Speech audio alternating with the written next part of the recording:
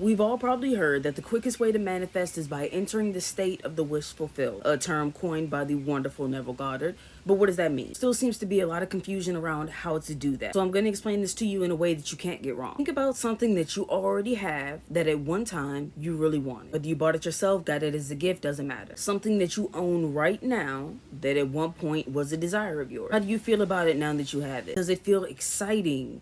Ecstatic? Are you doing backflips every time you see it? No, you're not. It feels normal.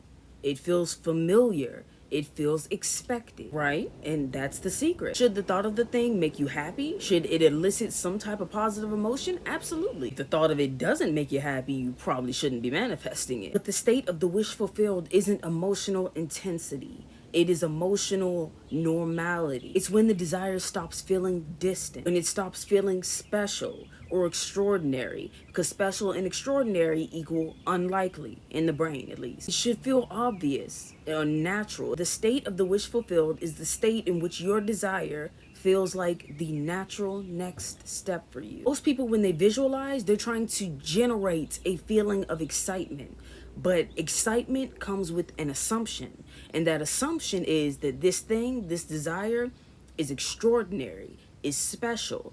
In other words, it is distant from you. It is rare. It is unlikely. The goal when you're visualizing is to ultimately become familiar with this thing, familiar with the feeling of having this thing. This is why the importance of detail and getting all your senses involved is repeatedly emphasized when you're visualizing, because the goal is to get familiar with how this thing feels, familiar with how it smells, familiar with how every part of it looks before it physically manifests into your lived experience. And it is through this familiarity and through this repeated sensory intake that your brain, your subconscious, starts to confuse the visualization with an actual lived experience. It can't tell the difference. It thinks this is a real experience. And that is the signal that it broadcasts. And in turn, the universe, the quantum field, must accept this as fact and then bend to make it a fact. It has no other choice. You bring this thing to mind, experience it from a vivid place of certainty and familiarity, normalcy,